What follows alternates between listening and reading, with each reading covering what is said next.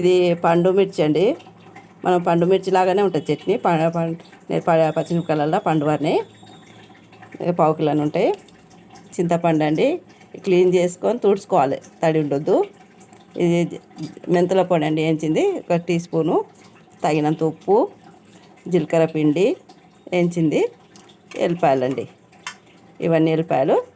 ఇవి అన్నీ మిక్సీ పట్టితే మన పండు మిర్చి చట్నీ లాగానే బాగా టేస్ట్ ఉంటుందండి. మిక్సీ పట్టి ఒకసారి పోపు చేసుకోవచ్చు, లేకుంటే కొంచెం కొంచెం కూడా చేసుకోవచ్చు.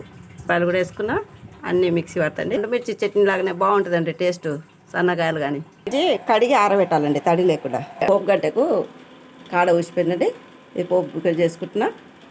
స్టవ్ వెలిగించి గంట పెట్టుకొని నూనె పోసుకున్నా. ఆవాలు, జీలకర్ర, ఎల్లిపాయలు వేసుకున్నా. ఎండు మిరపకాయలు. చట్నీకి అయితేనేమో చల్లారినాక పోసుకోవాలండి పోపు. మనం అప్పటికప్పుడు తినేదానికైతేనే వేడిది పోసినా సరిపోతుంది. ఇది మనం అప్పటికప్పుడు తినేదండి, నిలువ చట్నీ కాదు, పండు మిర్చి కాదు కదా. ఇది కూడా ఉంటుంది చాలా రోజులే. అయితే పండు మిర్చి కొనుక్కొచ్చి చేస్తాం దొడ్డుది.